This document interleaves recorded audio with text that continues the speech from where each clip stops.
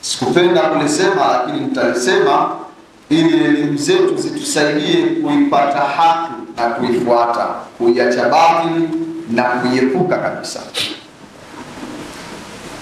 Mmoja wa viongozi, yawezekana ikawa ni Mu'tad, ni kiongozi mtegemewa na jamii aliyokuwa nayo na kundi alilokuwa nalo, asoma aya Allah subhanahu wa ta'ala isemayo nisaukum harthun lakum fa'tu harthakum anna shi'tum.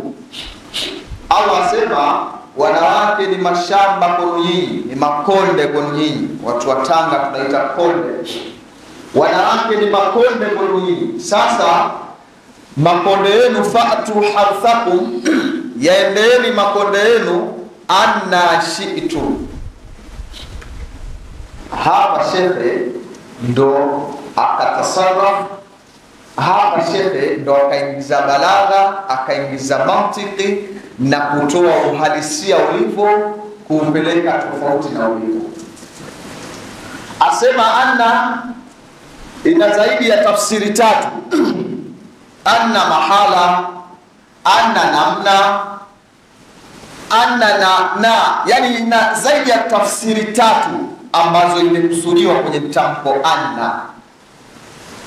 Kwa hivyo ukifuatilia hiyo video maelezo yake, automatically sijasema kwamba yeye ndo kasema hivyo, lakini automatically kwa mtu kama atapima kwa kulingana na elimu aliyokuwa nayo, aona wazi kwamba kumbe sheria inamruhusu mtu kumwendea mkewe kwa namna yoyote anavyotaka, kwa njia yoyote anayotaka. Allahu Akbar. Si tunaelewana hapo? Kwa tafsiri ilivyokuja na alivyoeleza kwamba anna, mtu anaruhusa kumwendea mkewe kwa njia yoyote katika njia ambazo walizoumbiwa mke. Lakini nataka utumie akili yako na elimu yako. Elimu sio mpaka ukae darasani, sio usomeshwe kitabu cha fiqh ndio ukawa na elimu. Na elimu muda mwingine unaweza ukaipata ya mazingira tu, ukawa unamsoma mtu alivyo, tabia yake anayokuwa nayo, basi ukapata elimu tosha kwa kulingana na yule mtu alivyo. Sasa nataka upime kwa kutumia akili yako na elimu yako ya mazingira uliyokuwa nayo.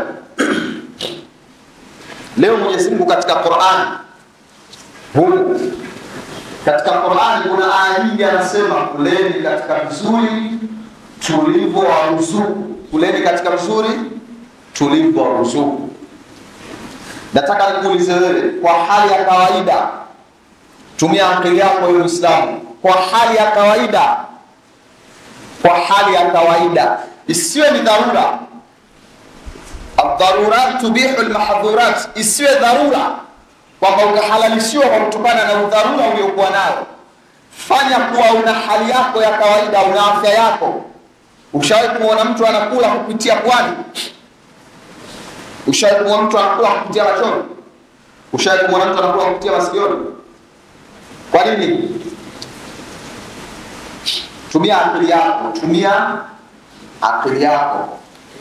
Hebu shirikisha akili yako na elimu yako uliyopewa. Ushawahi kuona mtu anakula kupitia machoni? Anachukua toni anaitia machoni?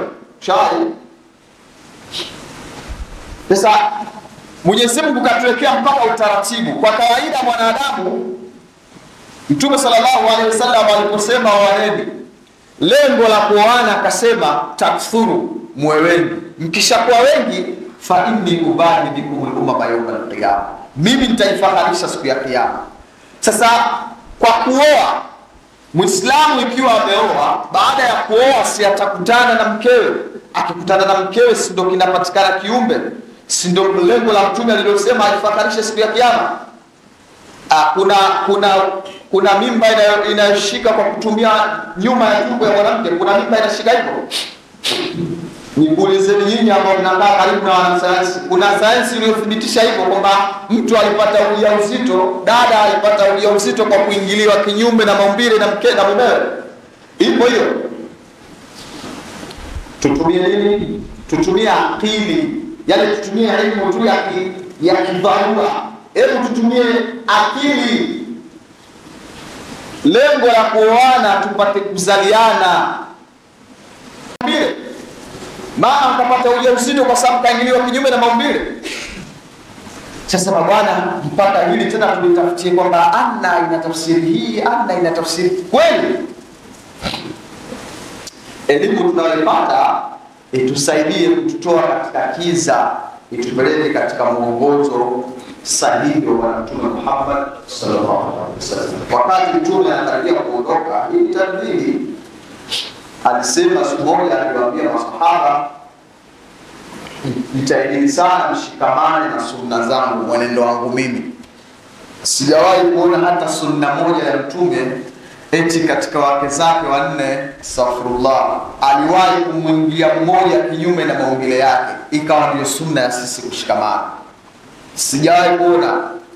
Lakini akawa hakuishia hapo. Mtume akasema, na sunna za makhalifa wanne waongofu mnatakiwa mshikamane nazo mimi nitakapoondoka. Akimkusudia Abubakar, Umar, Uthman, Ali.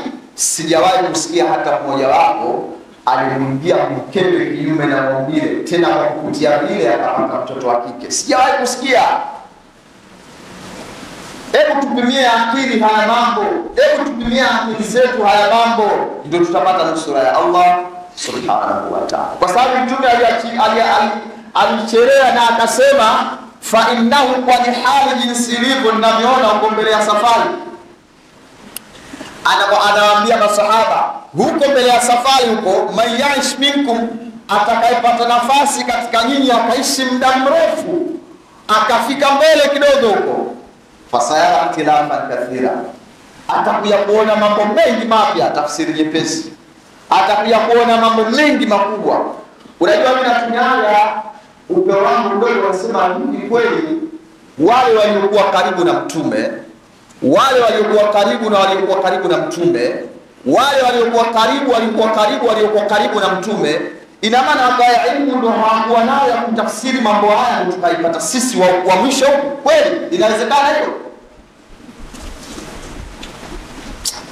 Ndio maana ukirudi katika sura al-Waqi'a, Mungu anasema siku ya Kiyama makundi yatakuwa mawili tu. Kuna kundi la motoni na kundi la peponi. Na lile kundi la peponi, thullatun minal awwalin, kutakuwa na kundi kubwa ndio la mwanzoni waliotangulia, wengi wao ndio wataingia peponi. Tafsiri yake sisi wa mwisho, unaelewa hapo? Manyamaza ukimshele. Mungu anasema sura al-Waqi'a, thullatun minal awwalin, kundi kubwa litakalofaulu kuingia peponi pasi na hisabu, pasi na kuchaguliwa. Lile kundi la wale waliotangulia, wale ndio waliona haki na wakaifuata, na hapakuwa na makinzano kwamba aya hii imekusudia hivi, aya hii hapakuwa na hivyo. Walivyoambiwa hii ni dhambi haifai, waliacha. Hii ni haki ya kufuata, walifanya. Hawakuwa na doubt ndani yake. Thullatun minal awwalin, sisi tutapekuliwa sana ya Rabbi. Mwenyezi Mungu atusamehe na atuonyeshe haki tulifuata yako ya mtandao. Kwa hiyo nakupeni tahadhari ndugu zangu, isije na wewe ukatengeneza hoja. Haya tutakuja kuyashuhudia sana, Mtume alishasema haya tutayaona sana. Sio hili tu, itafikia kipindi watu watakuja kutetea mpaka kamari.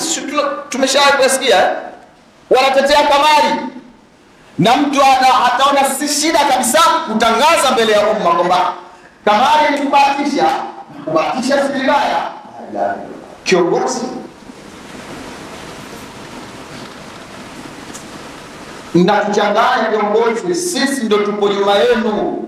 Lakini tusichanganyikiwe, kikubwa ni kushikamana na sunna za Bwana Mtume Muhammad sallallahu alaihi wasallam na kitabu cha Allah tabaraka wa taala.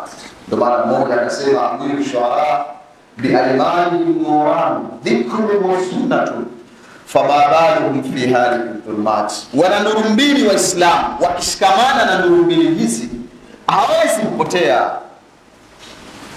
Bi aimani nuran, wana nuru mbili wamekamatia mkononi mwao, dhikru, kitabu cha Allah subhanahu wa ta'ala, wa sunnatun, na sunna za Bwana Mtume Muhammad sallallahu alaihi wasallam. Fama baluhum fi halikin dhulman. Anauliza, kwa nini, wana nini hawa mpaka wako katika kiza cha upotevu?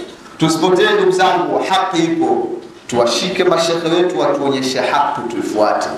Ukiona haki inakutatiza, sio haki shekhe.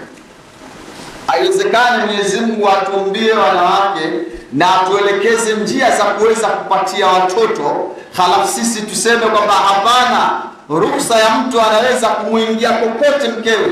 Hawa watoto na wapataje kwa kuingia njia hii Muislamu? Pima hiyo.